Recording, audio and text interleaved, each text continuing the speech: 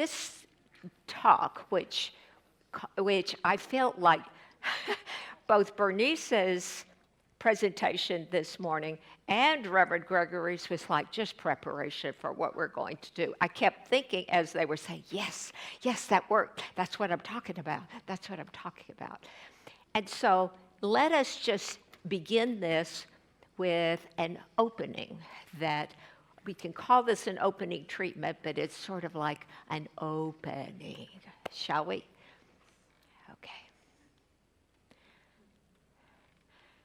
As I take this breath and come into this moment, just this moment, and allow myself to stay in this one moment as the words flow, knowing that one power, the first cause, the absolute, ultimate, the universe, all there is, the thing itself, is so fully present both in each one of us and all around us, and also every single spot.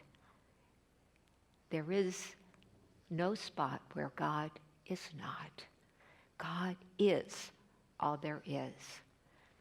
And as we understand that, and we understand and believe to whatever level we're able to believe and embody that concept, we move into a space where we know that with God all things are possible. All things are possible. So whatever it is that we dream, whatever it is we aspire to, whatever it is that we are going to know for ourselves is already done in the mind of God, already thought of in the infinite capacity of creation. And so as we could allow that idea to settle into ourselves and keep remembering in some part of our heart and some part of our mind, and in that active, conscious way of approaching these ideas, we simply let it be. I am so incredibly grateful to be immersed in this teaching, knowing what I know, and knowing in the next moments I know more than that. Because to my delight, that's exactly the way it works. I allow this word to be true, to be accepted. The mind of God is everywhere, taking my word and bringing it into my experience and the experience of all around. And if you agree, you can say with me, and so it is. So that's where we are. We are here to talk about things that you aspire to. I've given you, if you don't have a handout, does everyone have one? Patty, thank you. Very much. Everyone has a handout. Thank you. Anyone else need one? Oh. Would you like one? Absolutely. All right. This is a handout for you to write on. Don't wait for it to be the most sacred thing that you are thinking and what we're saying. Make it be what it is you just want to remember for yourself. Nobody is checking these notes. But what I have put at the top is the affirmation that Ernest Holmes talked about in this book, in the very first chapter of this book, that I've talked from a number of times. Patty, I can move that because so it's not blocking us. And this is, and so read it to yourself for just a moment and then we'll say it together. So here we go. We're going to make it like a chant, okay? Day by day, in every way, I'm getting better and better. Now, I am using this idea. I'm using it in my own experience. And what I realized literally, maybe a tinge of it yesterday, but as I was sitting there, at least one thing, just a little thing that I wouldn't even mention as an aspiration that bothered me is going away. Every day, in every way, I'm getting better and better. And so I'm not I may be specifying in my mind what I'm thinking of, and I am, but in every day, in every way, I'm getting better and better.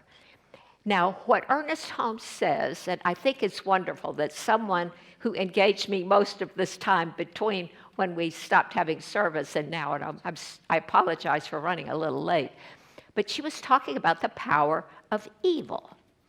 Well, in our teaching, there is no such thing as a power of evil. There is the misuse of the law, and that is the way Ernest Holmes approaches it. The misuse of the law creates evil. And so she brought up Hitler. Are you saying that he intentionally? And I said, intentional is the wrong word. And so we were kind of going back and forth and need to have a deeper conversation.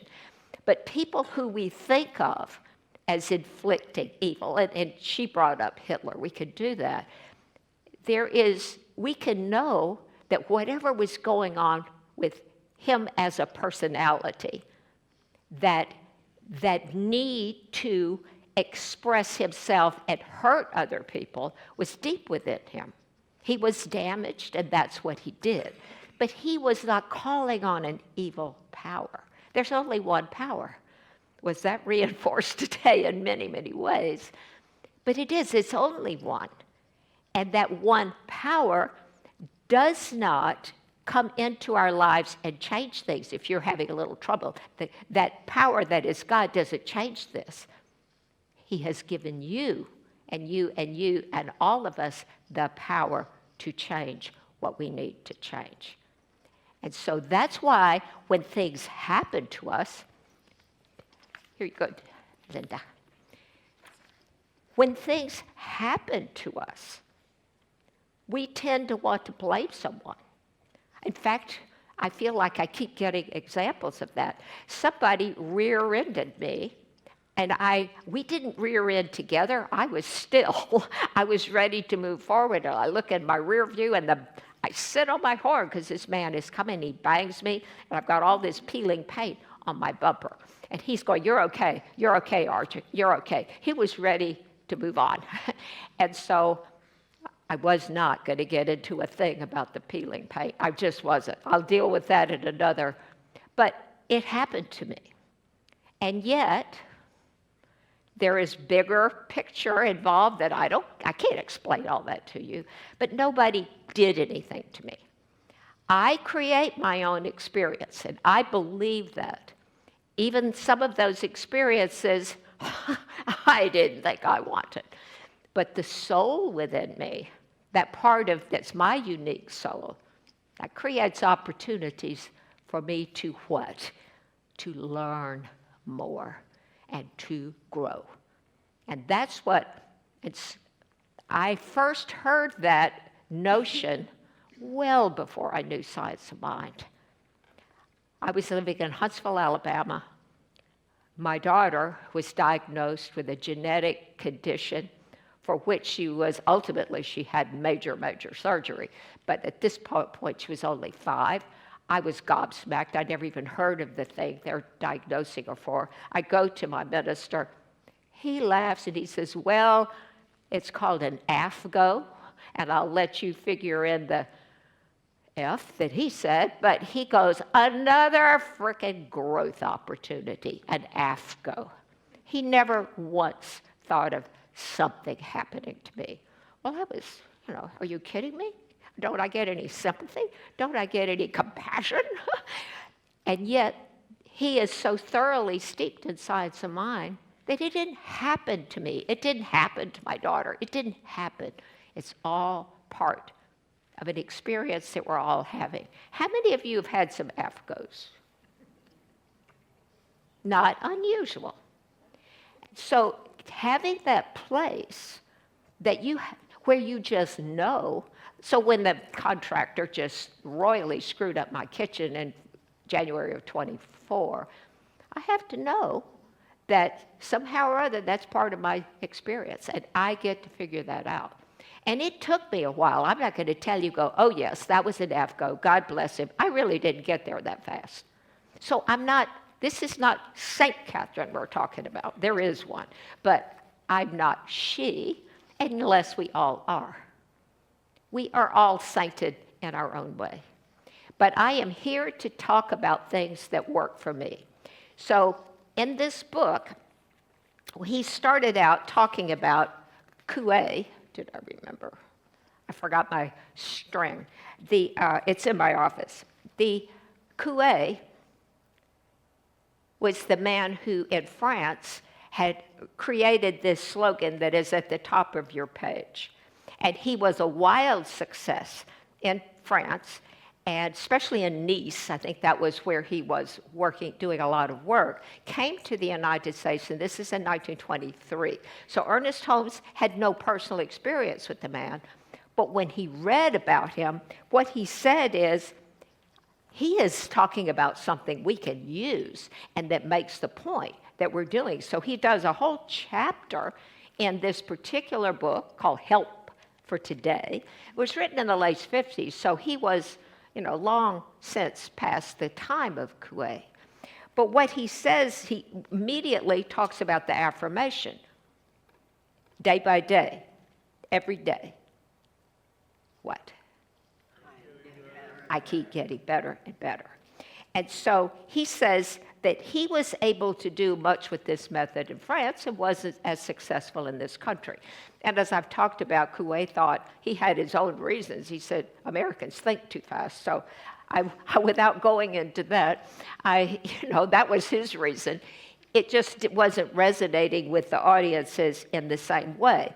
But what Ernest Holmes says is, his idea was simply for one to run his fingers over the knots on the string and say this 20 times a day. Now, he thought that the 20 times and the repetition was important. He thought, how did he put it? I think he said, this is the way that we get past what we already think.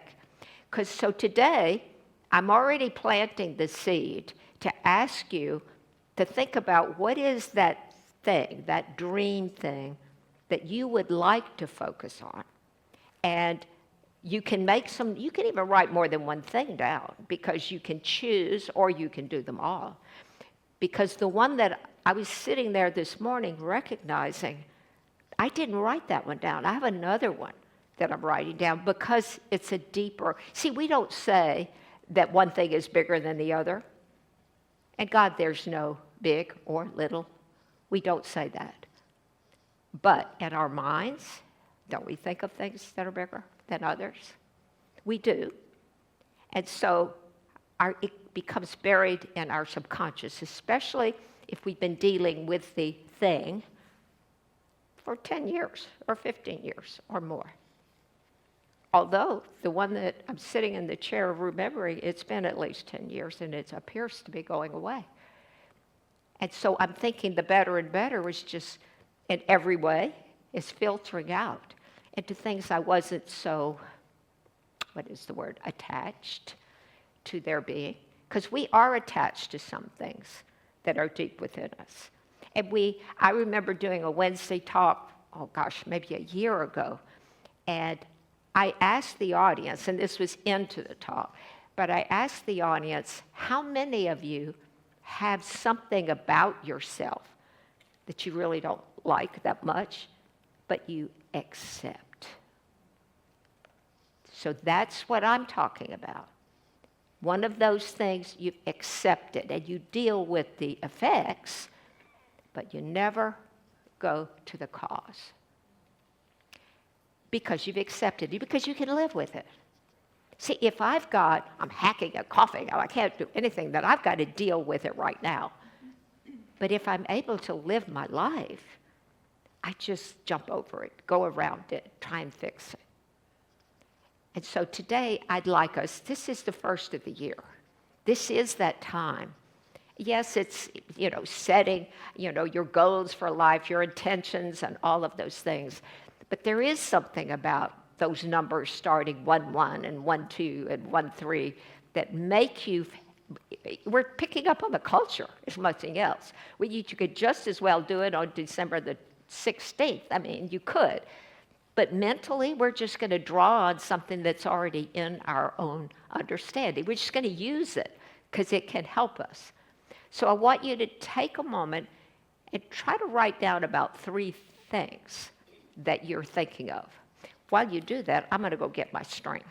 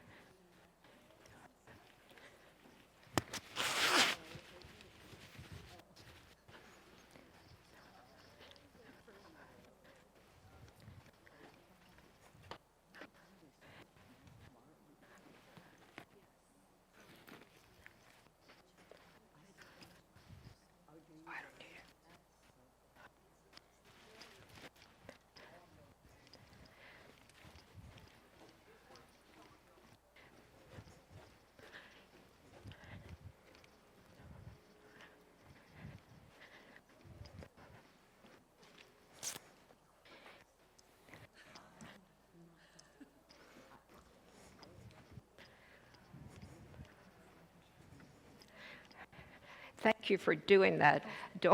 Doris, yes, Is it some 3 things you want to change, or Yes. your dream, 3 things you want to change. or you don't accept yourself for? either way, Oh, either way. any of those things. Your choice. You can do more than 3 if you want to. Did you want to say? No, 3 things that you Yes, I do want to change, yes. Think that is current that I want to change. So I'm sorry, I didn't address the question. Does anybody else need time? I'm happy to address that. I wasn't sure, are we supposed to write down 3 things that we want to do or that we want to get rid of? Well, it could be get rid of, but it could be just change. Change. If you're married to someone, you want to get rid of them, maybe not that, but I've been married a long time, I can make those jokes. And you're not. And I'm not getting rid of them. Somebody who I know pretty well here at the center said to me this morning, she said, "Oh, I saw your Christmas card. I didn't know you were married to Bob." You know, she knows Bob, she knows me, but they didn't go together. Bob McKinney, Usher, 52 years. Yeah, we know each other. Okay, so this is, and many of you have seen this string. And so I thought about bringing shoelaces, but it actually takes far too long to do these knots. And so I really feel like if you want to do something like this, and you could do beads, you could do anything, it doesn't matter. But I do think this is a useful tool. And in doing this, I discovered why. See, Coué said Americans think too fast. And so, as I said in the Wednesday talk, which is really the stimulus for doing this workshop, because people were talking to me about, you need to do this again. And so, in the stimulus for that, I realized that in doing this, what I really need is a focal point in order to keep my mind quieter. And so I say it out loud because that forces me to slow down. And I know that I took very good care, because I was going to use it and do use it as a visual aid. There's 20 knots. And I use it, but you see, because it's knots and not beads, I mean, you can use anything, but the knots are far enough apart, and you kind of have to feel for them. But you can feel for them. And so I've discovered in my living room, sitting in my chair, that my mind was going, I would say, every day, day by day, every day, in every way, I'm getting better and better. And I get up to about here, and my mind wandered. Okay, Americans think fast, or Catherine thinks fast. And so I just do that one again when I catch myself doing it. But I discovered if I could just have a focal point, I could do that I don't have to look at these. I know how many are on there, so I don't have to redo or anything like that. It's like that, and I look at my focal point, and then I'm satisfied, and I move on. And so that's my current recommendation. And so I want you all to try this, and I brought 3 different things that you can use.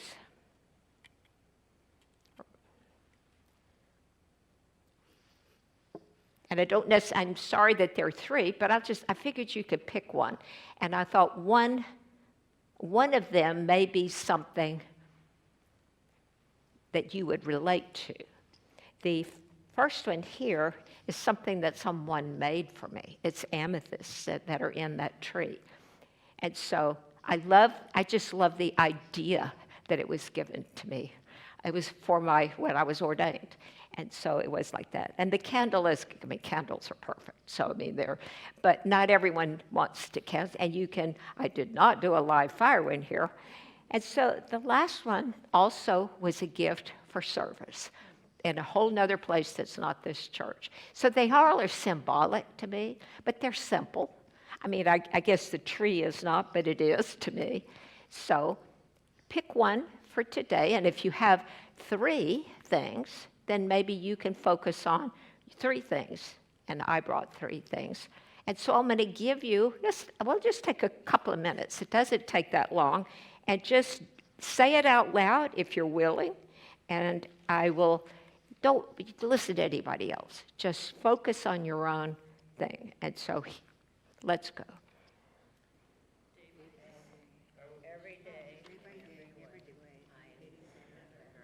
Every day, day by day, every day, I get better and better. Every day, in every way, hearing is better and better. Every day, in every way, my hearing is better and better. Every day, in every way, my hearing is better and better. Every day, in every way, my hearing is better and better. Every day. In every way, my hearing is better and better. Every day, in every way, my hearing is better. Every day, in every way, my hearing gets better and better. Every day, in every way, my hearing is better and better. Every day, in every way, my hearing is better. Every day, in every way, my hearing is better. Every day, in every way, my hearing is better and better. Every day, in every way, my hearing is better and better. Every day, in every way, my hearing is better and better. Every day, in every way, my hearing. Every day, in every way, my hearing is better. Every day, in every way, my hearing is better. Every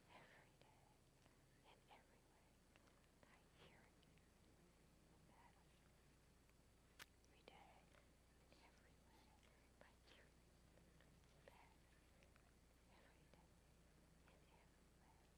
in every way, my hearing is better.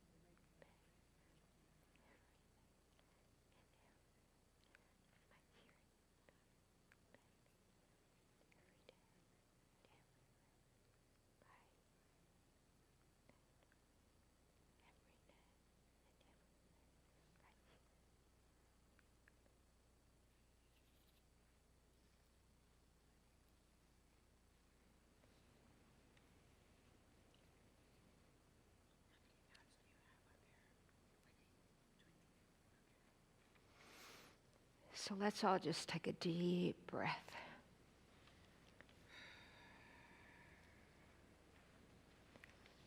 So as you breathe deeply and imagine that the thing you want to change, you can imagine in your own mind what that looks like. You can imagine what it could look like. But most of all, imagine how you would feel if the change happens. So as the change happens, if you looked behind you, you might be surprised at the way it happened. It's not as you thought that it would. But you're feeling so good, giddy almost, that you are grateful, merely grateful, and praising the power that is within you and all around you that allowed you to move into this experience of success, however it looks.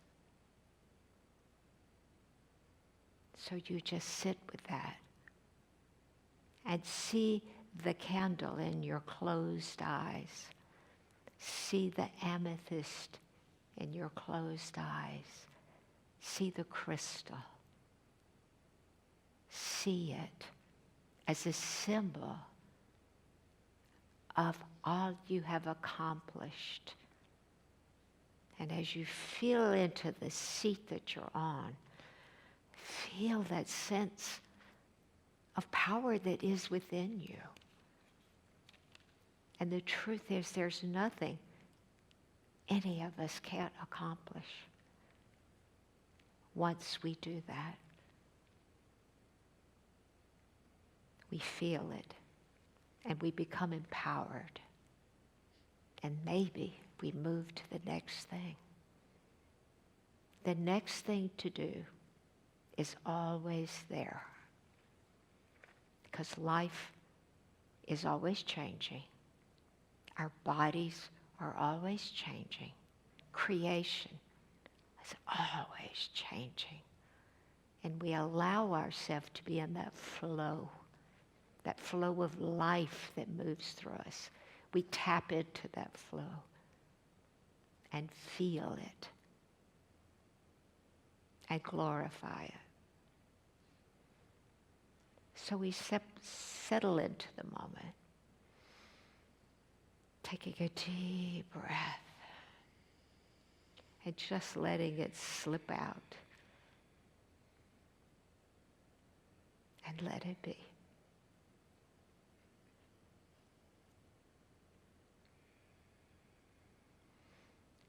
So as you feel the chair and come back into this space,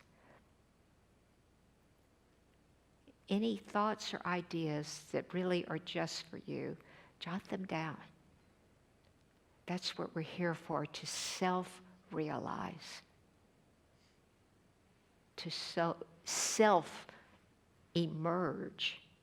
And that's that capital S.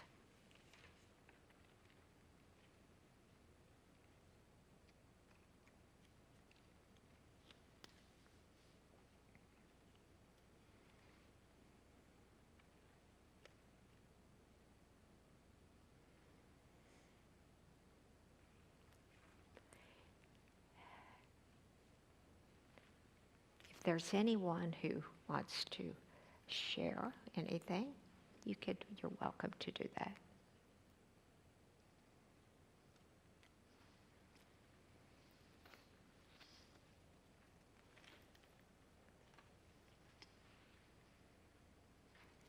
Does anyone want to share with the group? And it's okay if you don't want to, because this is a personal workshop. Everything is personal.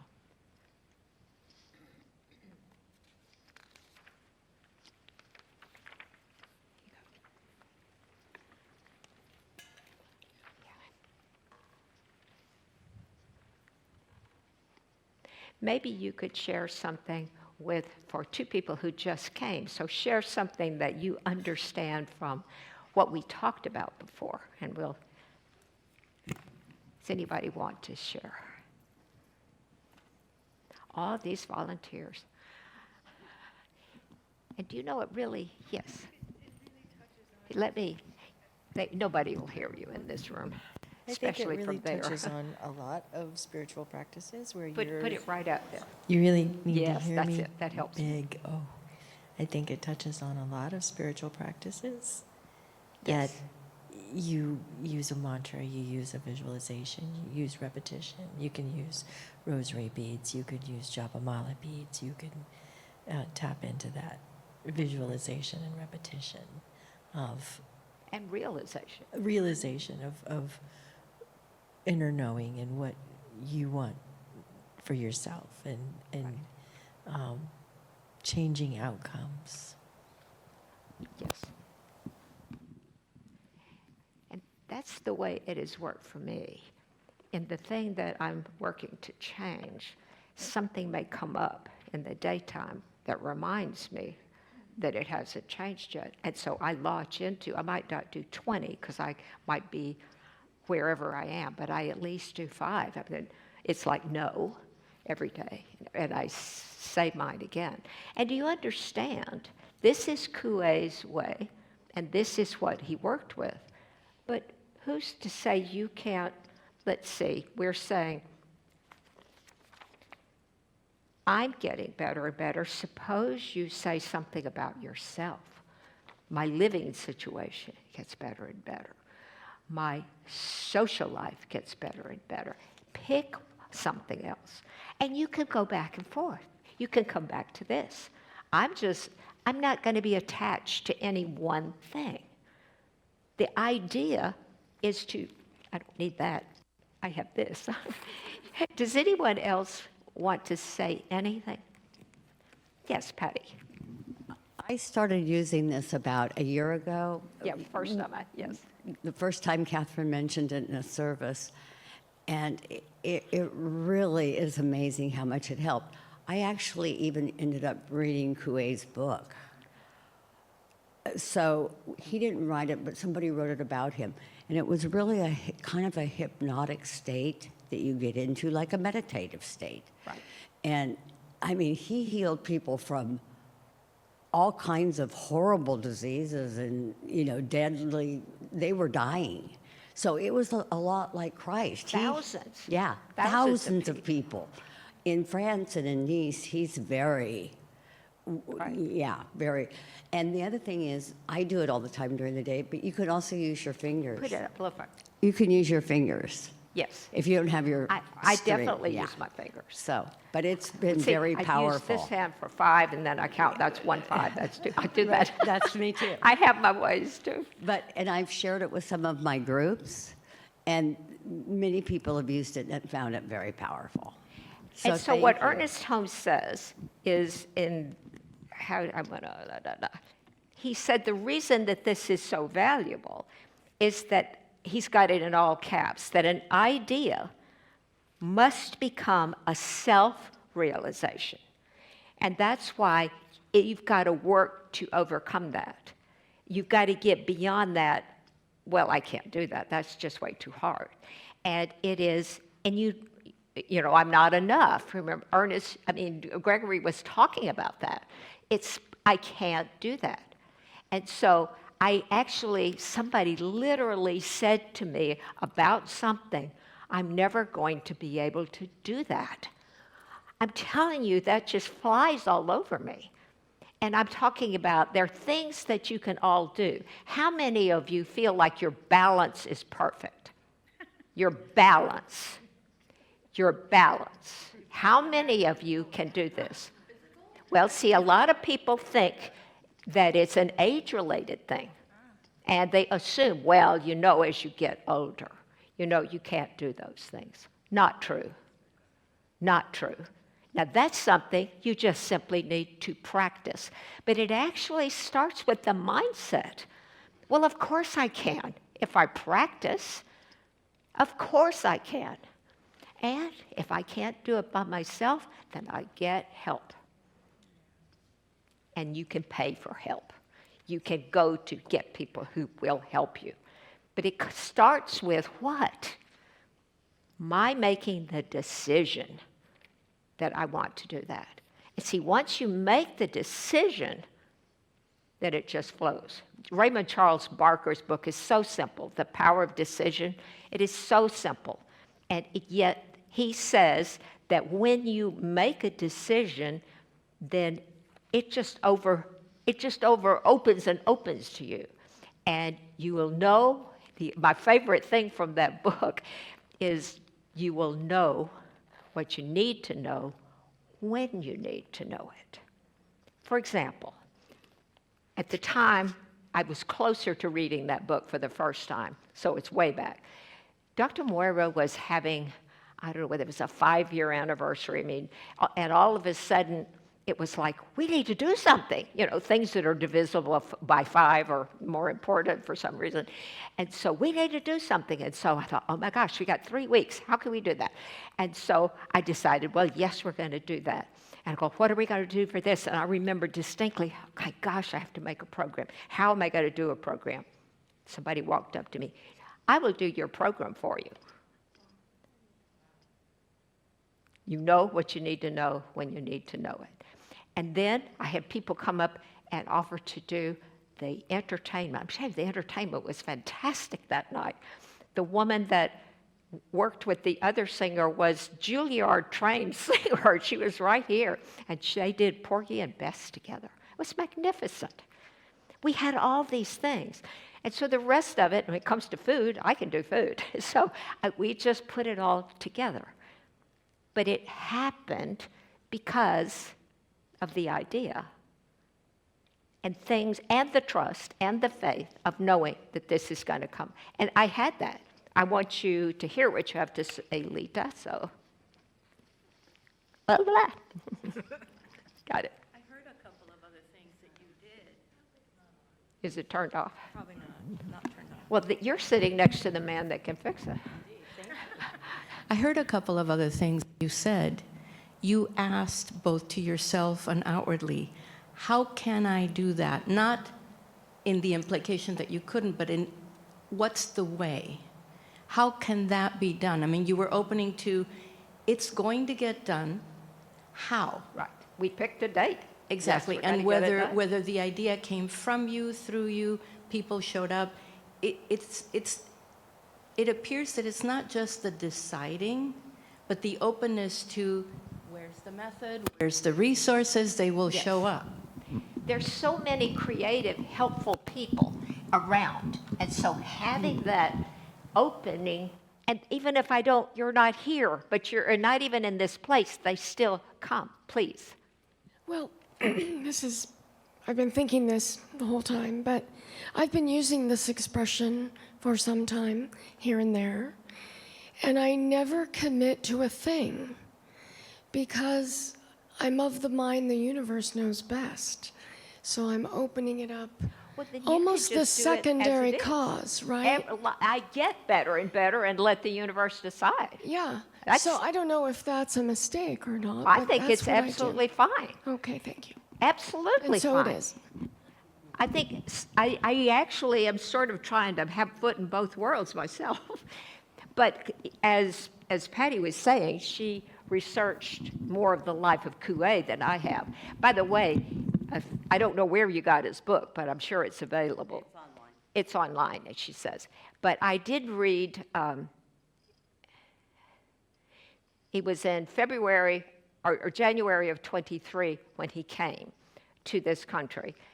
And it wasn't until May of 23, so we're talking about a number of months, that the Washington Post did a big story on him. And there's a lot of details in there to read. And they said that America was mesmerized with Émile Coué. Now, he didn't have the same success as he had in France, but there were many, let's say, did they call them? I almost think they said dowagers, but that's kind of a word, isn't it? Who were hosting him in their homes. They were having little soirees and different things and bringing people in. So I think he had some small groups as well as larger groups. And I know he had some success, but I think the thousands and thousands that he had in France weren't the same thing for whatever reason. Yes, Lou. And here it is. I can remember that. Okay, quick question.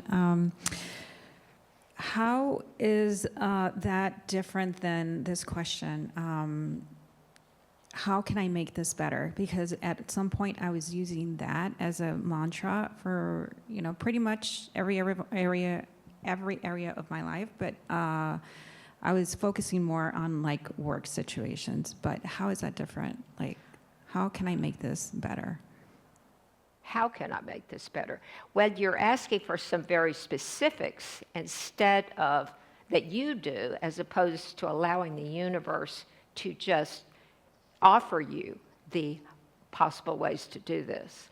One of the things that I have discovered is this might be my solution that I might not have seen. Of course, you're saying, how can I do this? But let's say you want to succeed at work. If maybe that's, let's call it success or more success at work. Then I don't know why you couldn't say it gets better and better as opposed to asking for instructions. How just seems like instructions to me. Maybe that's just my own interpretation of it. But if you just are open to it just gets better, it's possible somebody else does it for you. It just happens, and you go, oh, well, that's better. And so, does that make sense at all? That you're not trying to orchestrate it. You're stepping back and allowing So allowing God. it yeah. to unfold. Got it. Okay. Okay? Thank you. How do you spell Kauai? Sorry? How do you spell Kauai? Kauai. Coue.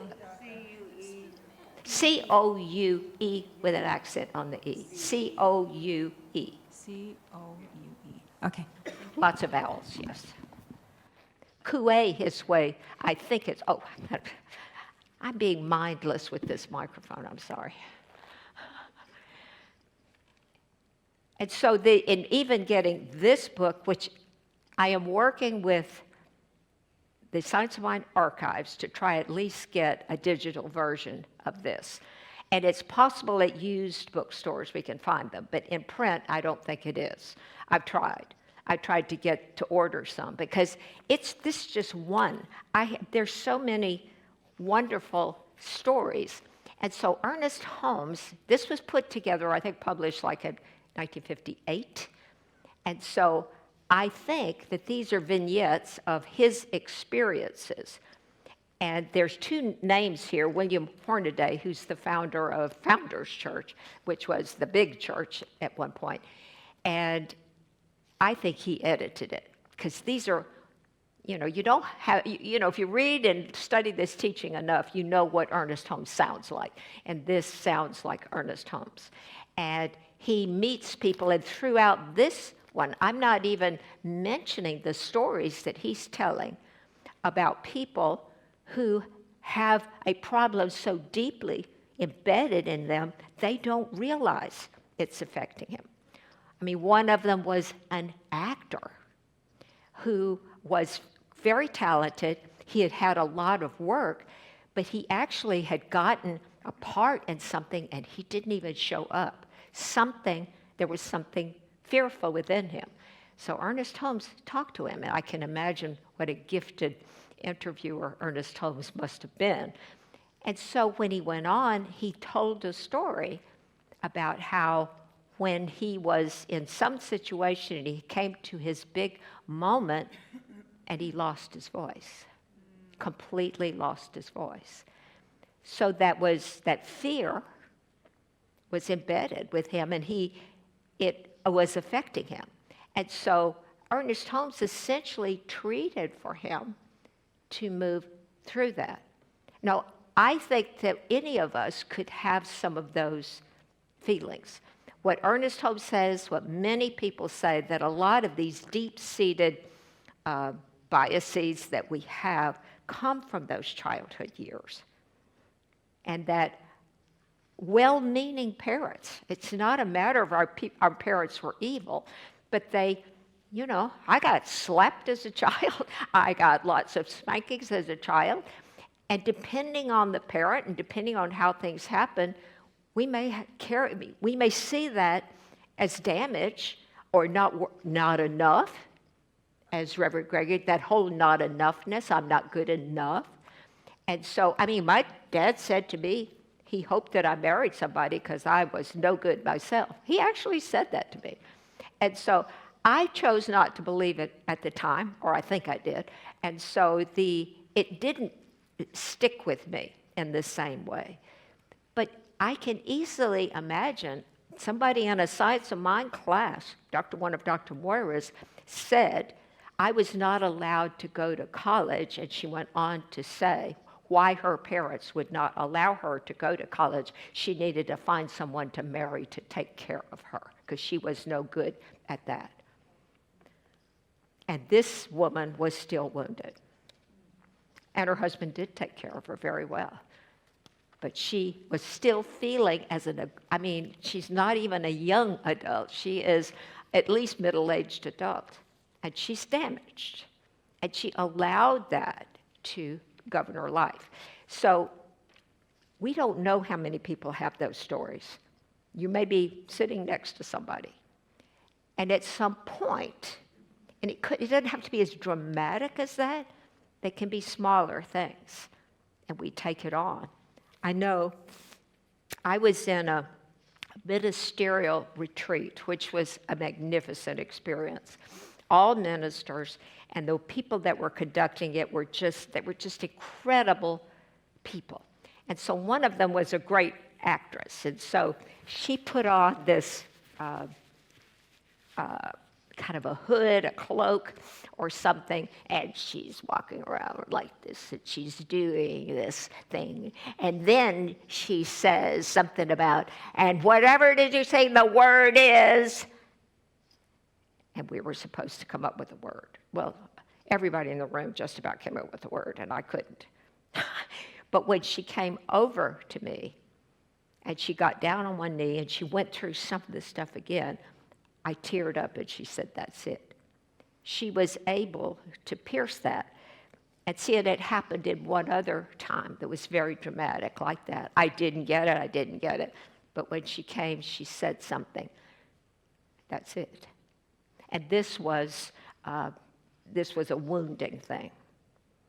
And so I recognized, because of the experience, that I've layered up. So I don't know how many things I've layered up. How can I know that?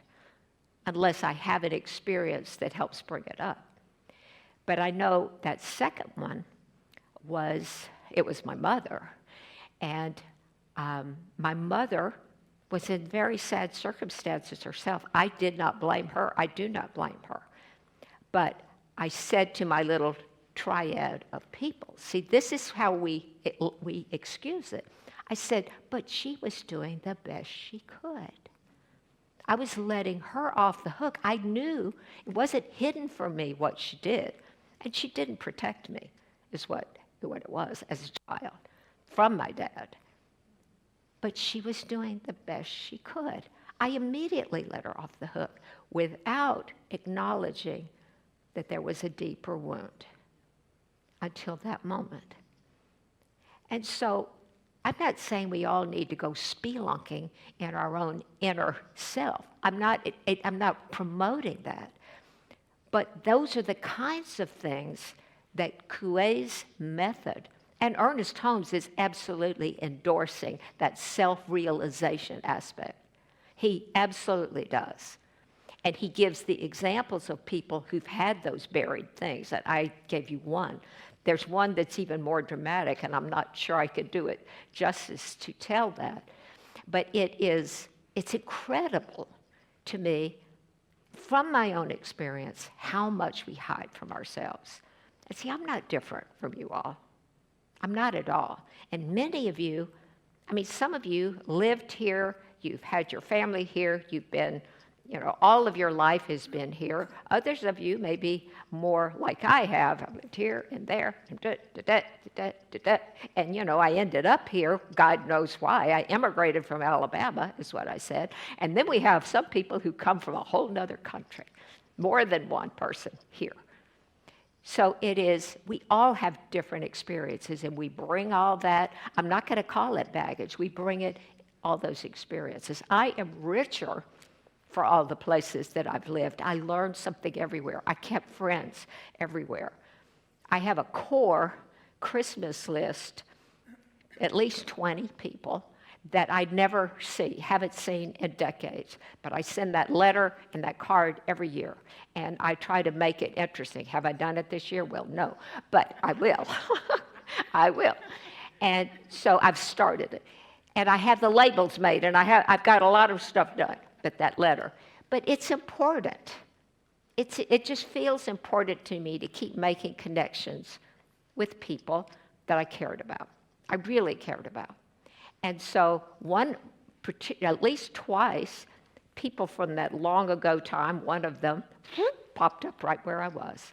And so we got to have, and it was delightful. We just caught right back up as if we hadn't been apart. So you may have that experience and you may not. Linda, you've always lived here, is that right? No. I was Raised here, and then we moved to North San Diego County. That's right, okay. 30 years there, and then we moved back to be close to our kids, and Yes. Well, Paul is a great example. And he and Linda lived in Hawaii. And so, but they moved back because they both had kids and they were in this general area anyway. And so they moved back for grandkids. That was the whole reason to do that. And I got to know his wife, Linda, extremely well. And I'm richer for having had Linda Knapp in my life. So it is, we all have stories to tell. So I don't want us to, yes, Lita. And be sure and hold that up so we can hear. It's on, right? It sounds as if what you're saying, or this is what I heard. There's two pieces that can really help to be able to move forward when one carries the sense of having been wounded by an interaction or a relationship. One is, yes, the acknowledgement that the person may not have had ill intent and they truly were doing the best they were able to, and one ended up with a wound, and one can heal from the wound. I think that's a So nice summary. because sometimes we make the part of the journey that says, as you said, they were doing the best they could. Great. But if we hold on to, and I'm damaged and I'm wounded, we're stuck there. So I hear you bringing in, and I can heal, and I can heal quickly, and I can heal fully, and I can heal now. Well, I will say, in respect to my own example, I think in my case, recognizing the wound was its own healing. I think there are other times when there may require more time for different people. In that case, with me, just the revelation that I had not acknowledged that I was hurt in that process without holding anybody responsible. But everything is useful. And so we never want to hold someone else responsible for how we feel. And that's the truth. That happened to be easy for me. But it is, I've had and does one experience govern how I treat when somebody else has treated me badly? No. There are a couple of people, right here in this center.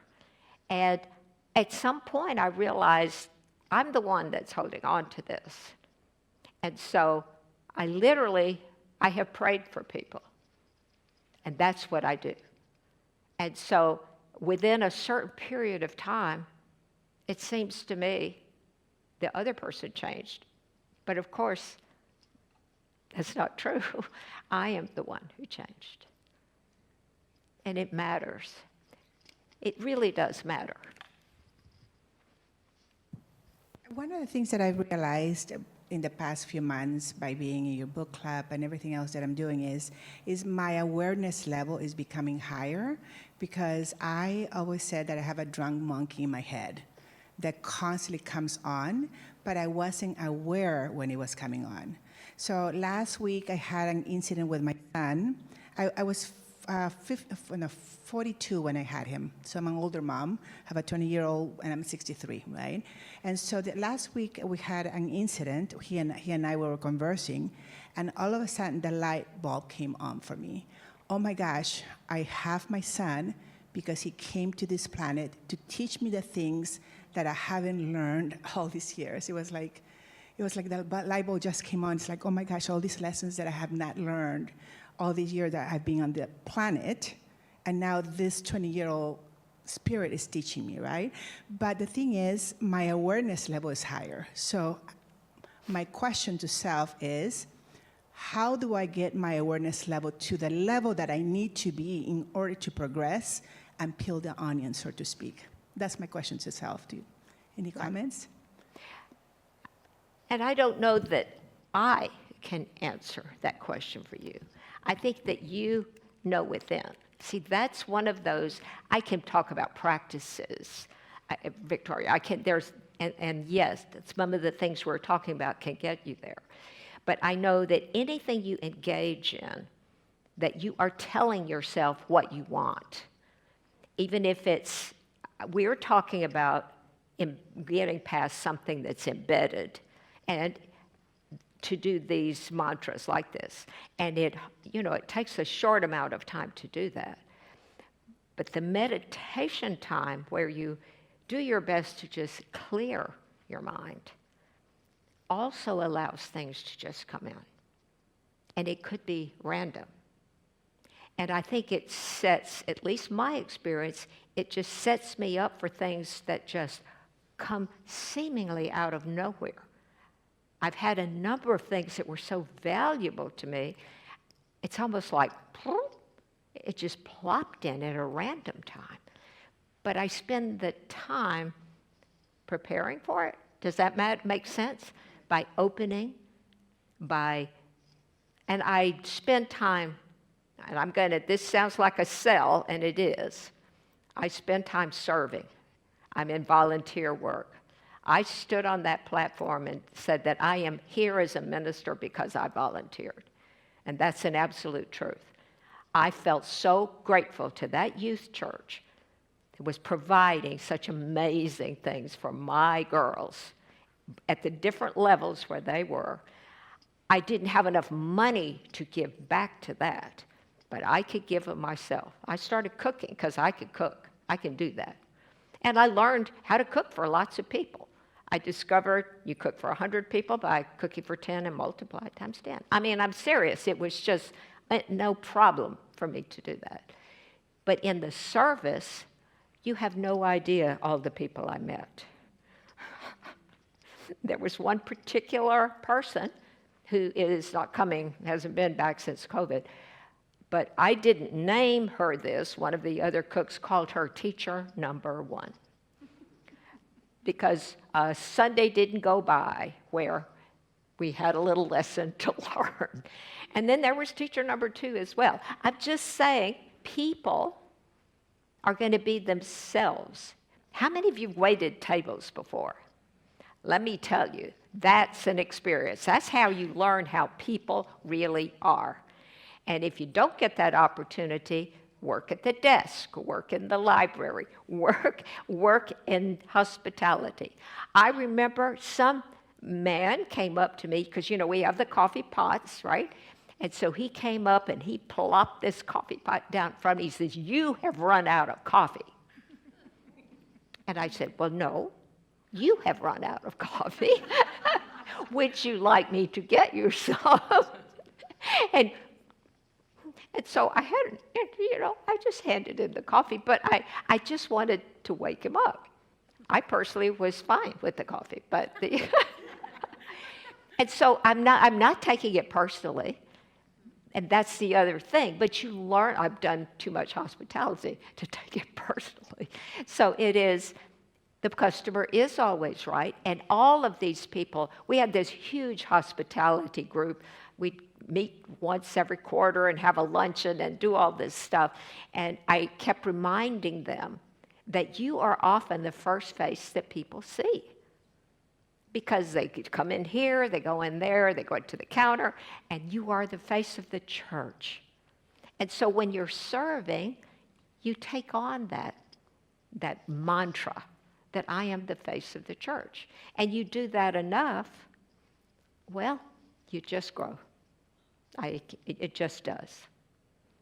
Now, I didn't mean to step into volunteering and my mantra, but I believe in it. I believe in serving, whether you're doing it here or you're doing it in another place. There are plenty of places to serve. My husband, Bob, gives platelets to the Red Cross. And he does it every 2 weeks. And it is, it's a great opportunity, and he has time, and he just does it. He does it faithfully. Of course, then there was the time when somebody let it leak, and he had this entirely bruised arm. He looked like, how people get tattoos and look like sleeves? Well, his was on the inside. It looked unbelievable, and it was painful, and so I can't explain why that happened to Bob, but he had to take a break, at least in that arm. And so he's back doing it again because he believes in it. He happens to be a blood type that's rare, so that helps too. He knows all of his stuff is going. And so what is it that you do? What is it that is your specialty? How can you give? And see, thinking about how you can give, not just money, and money counts because the law of circulation works, because the more we give, Bob and I, the more we get. And we are beyond 10%ers. That's just the way we've been doing it for a long time. I learned that early in this teaching, that the more you give, the more you receive. I used to go to yard sales, and I remember somebody had said to me, so-and-so's big chafing pots, she's taking them and we don't have them, and we got this dinner coming up in 2 weeks, but we need the chafing pots. Oh my goodness, and I'm thinking about that. Go to a yard sale, there's a chef who's going out of business, and there's 3 chafing pots, and I paid $10 a piece for them, brand new, beautiful chafing. Boom, they're the ones that are in there, or 3 of the ones that are in there. I'm just saying, things just would come to me. They just came, and they still do. You give, you receive. You mentioned Wait, talk into it. Hello? Okay. Yes. You mentioned things come to you. I went to Paso Robles over the last 4 days, and we went to a dinner party. They had 3 dogs there that were labs, and they were following me around. Well, the owner asked me what I do for work, and I take care of dogs. And she offered me a job in Lake Tahoe for 3 weeks in August in this beautiful cabin overlooking the mountain. Oh my gosh. And it just manifested, and that's how I got my apartment too, taking care of Great Danes. And I ended up moving into a great ocean view apartment in Hermosa Beach. Just taking care of dogs. Right. And see, that's just another example. It's really the same type of thing. The more you do, the more you get. It's just the way it works, and you're not doing it for that. I think it can't be that way. I'm not going to grudgingly, like he's not going to grudgingly take care of dogs. I'm not grudgingly doing anything, but it thrilled my soul. I told you about one thing. I did that over and over again.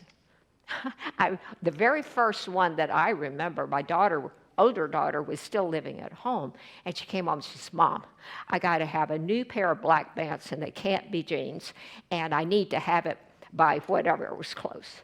I go to a yard sale. She wore size 6 longs, hanging on for $1, Gap black long pants.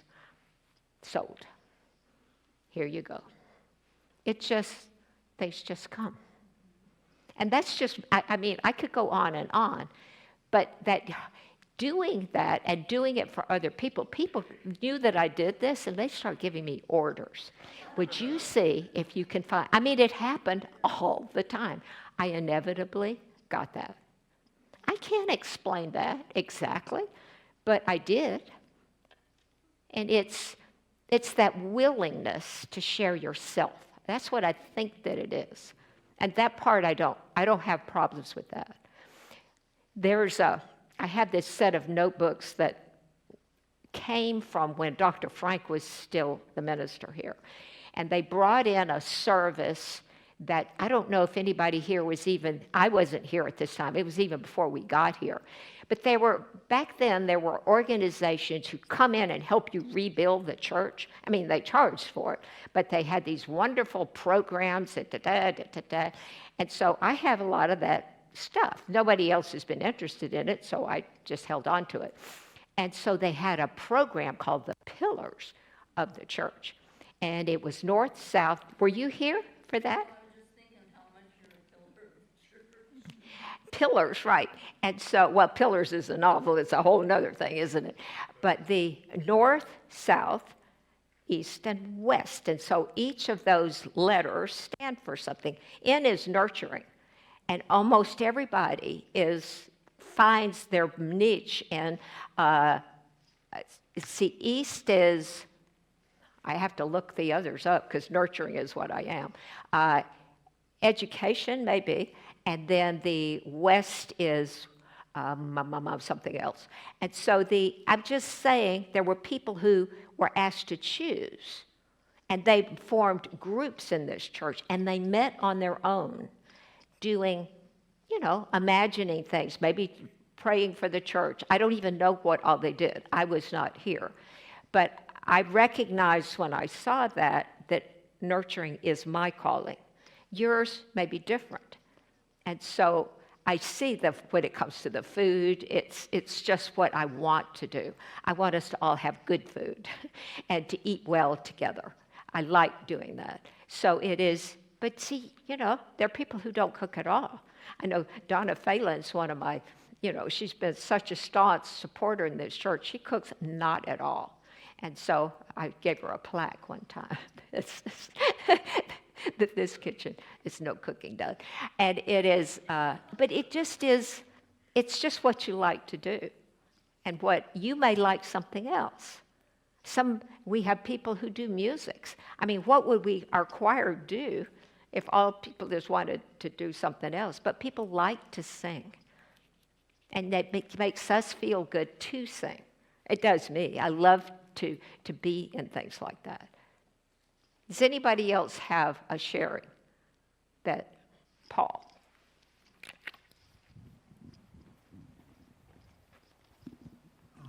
Back in 1975, I sold my first picture to a newspaper, and I decided I wanted a career, Yeah, photography, yeah. a career in photography or video, didn't matter what kind of photography.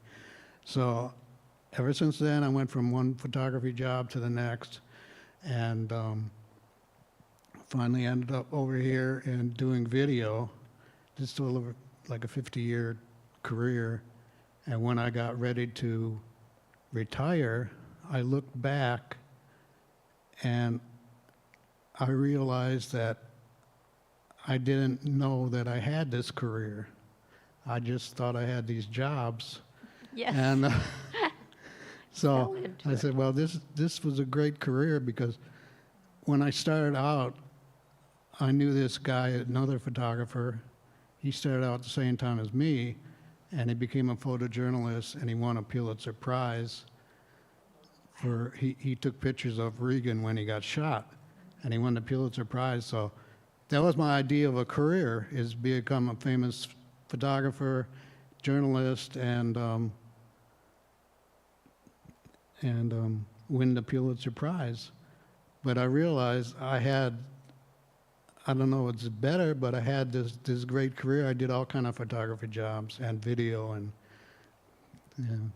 I just didn't realize it for all those years until I retired.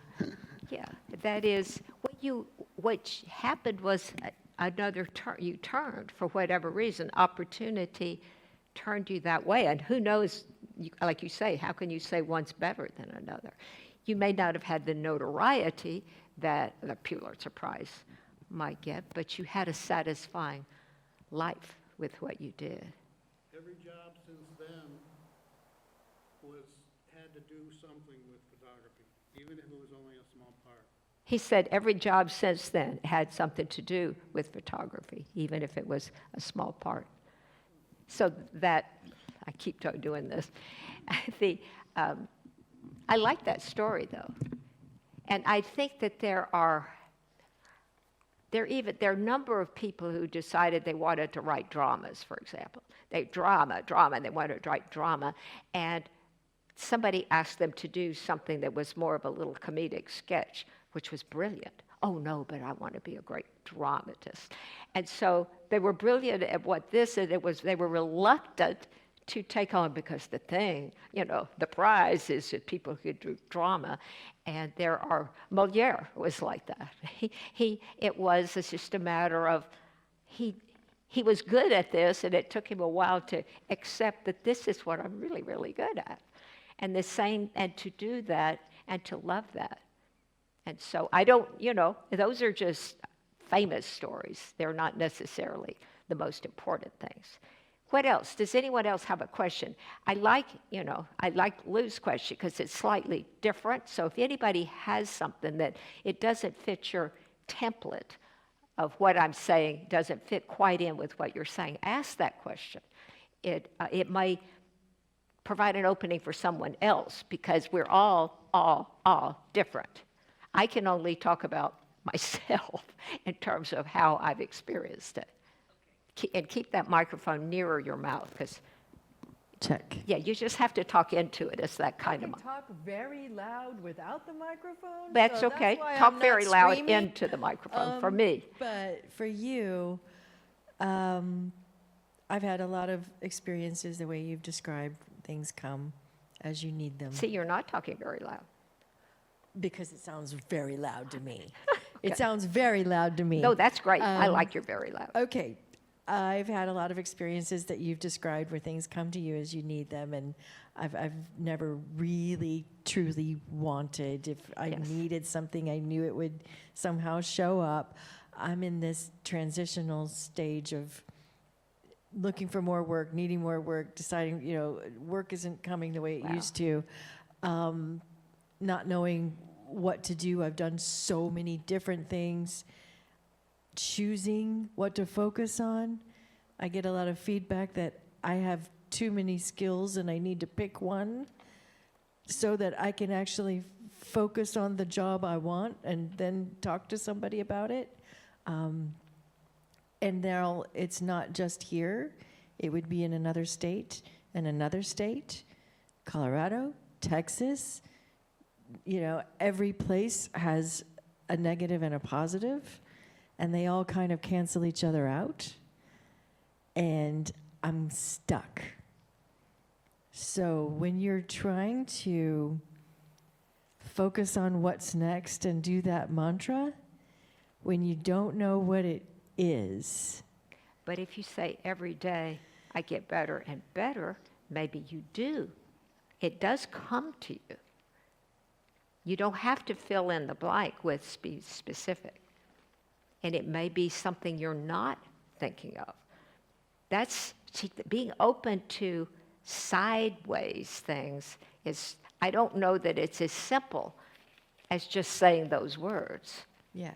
And what occurred to me as you were talking, there are a number of different organizations that volunteering to help them might help you, that do some of the things you like to do, might help you explore in some way. And I don't mean church necessarily, but there's a lot of, I don't want to make any examples because I don't know what you're talking about. But I do know people who've learned,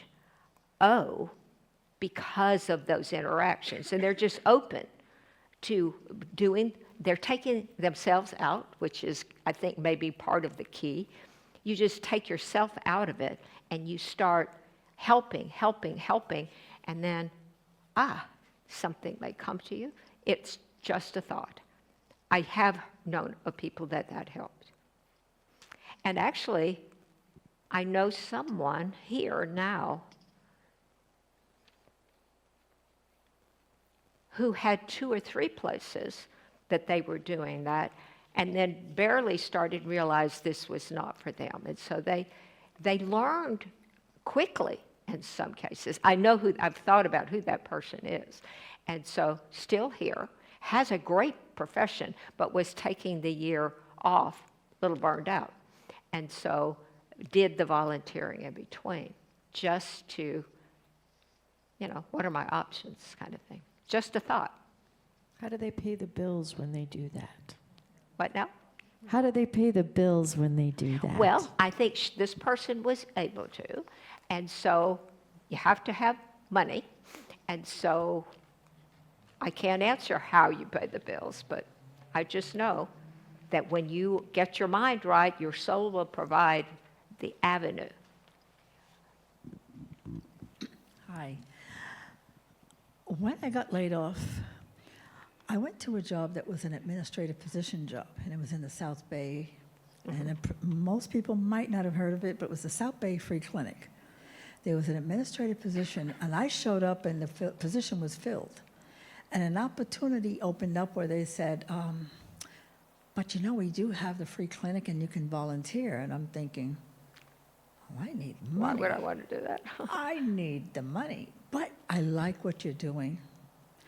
So I inquired Saturdays, like from 9 to 1, Wednesdays in Gardena. So Saturdays was Hermosa Beach, Wednesday evening was in Gardena. It took me away from my problems because I got to see people coming in to get anonymous testing. And I totally got out of that worry. And it was that worry that was keeping me caught up in that I don't even think it's stuck. You're like paralyzed. You were so, I had to walk miles and miles to get it out of me. That fear, what's going to happen, praying on my knees. But I found, like she said, and I thank you for bringing that up, is take yourself out of the situation. You don't have to volunteer full time. But even the thought of giving, it changes things so immensely for me that just doing that for a little while, opportunities showed up that I was never worried about after that.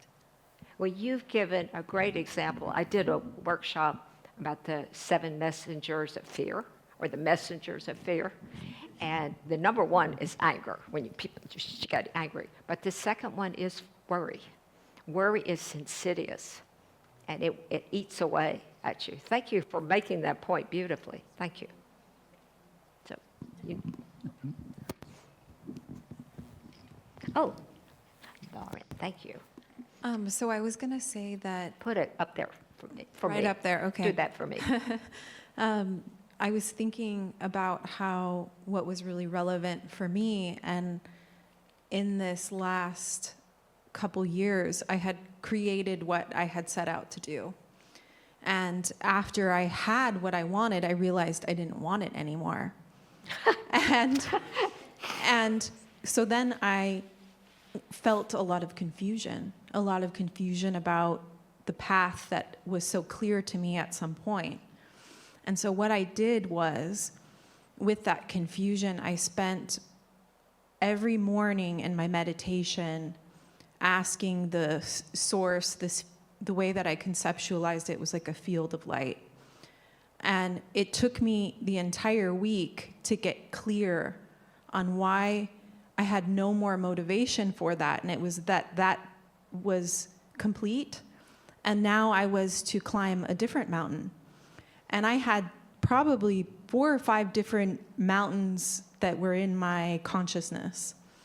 And that was part of the confusion and also the not feeling connected to what I had already created. That's a little like what you're saying, isn't it? And so when I asked this field, source, God, all that is, it clarified over the course of the week what was the highest, my question was what is the highest expression of my career in the mind of God? And it really surprised me because I had some offers in front of me that were alluring, and I did have a desire for it, but it was a no. And so I trusted what I was getting, and I started to feel the excitement come back to the path, Right. This sense of excitement and this sense of wonder. And so it really illuminated the fact for me that we can sometimes get lost in our mind and want to do this and do that and be kids in the candy store. But there is a highest expression, and we can ask Source what that is and what it looks like. And feels like. Yeah, and that will bring back a sense of excitement. And it is a co-creation, because sometimes when we're just open, we're passive and we're not choosing what we're pouring ourselves into and focusing on. And so it's like that sweet spot, that sweet balance of, I want to use my creative godliness to bring something forth. And at the same time, I need to be open to higher power and the infinite possibilities and the way that it can come in a unique expression.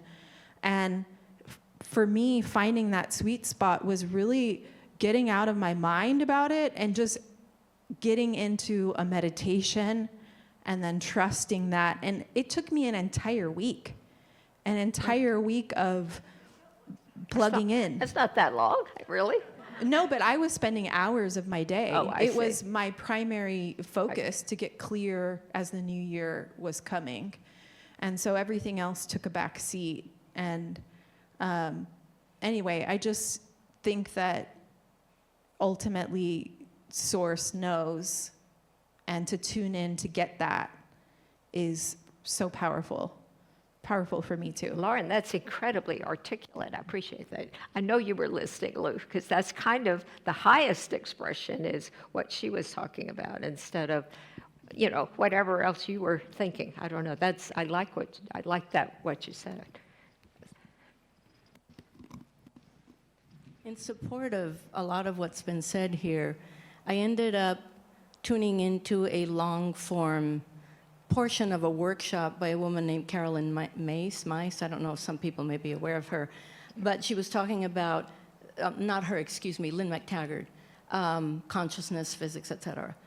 The power of 8, they do groups of 8 people, and that particular segment was talking about questions and answers, and somebody saying, well, in the group we're supposed to pick something we want to manifest, bring forth, whatever the wording, and the woman speaking was saying it's about her career, and she's been coming to the group, and nothing's happening, or a little moves, but nothing really. And the feedback she was given was, stop trying to manifest for you. Let's try, as a suggestion, let's try you focusing on manifesting for someone else. And she said, okay, I'll try that.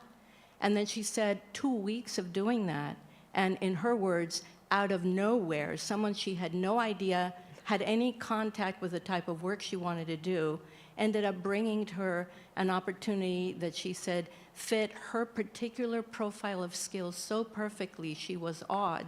And the whole point was in support of being of service and focusing on being of service. Oftentimes, it's like what St. Francis says, it's in giving that we receive. Right. And so this woman was shocked at what, week after week on her manifestation, nothing, 2 weeks on trying to manifest for someone else, an incredible fit. That's terrific. And it feeds into my own feeling that it is in giving that we receive over and over and over again.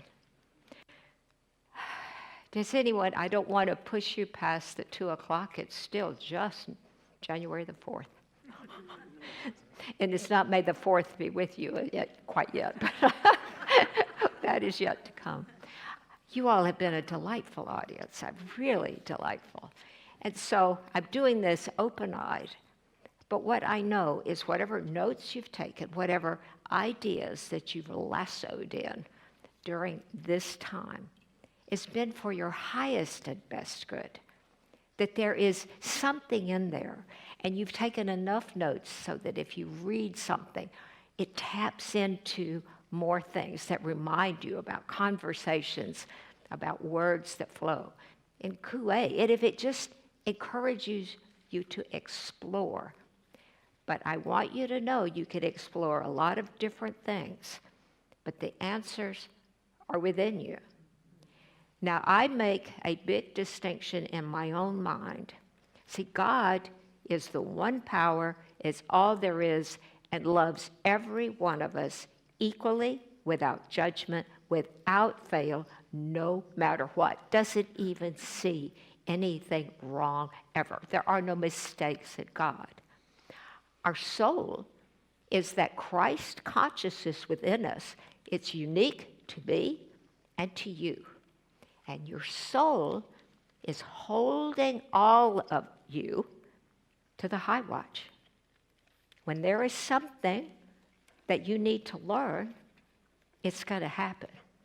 And what did Deepak Chopra says, sometimes it's a whisper in your ear. And if you ignore it, you kind of get a bit of a shove.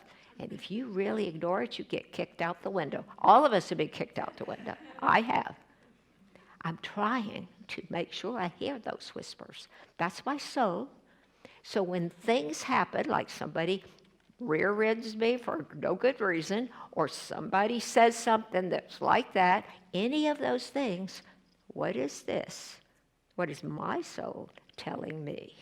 Not what is this person doing? And listen to that voice within. Yes, it's God because it's all God, but that unique part of you, that's you. That's God as you.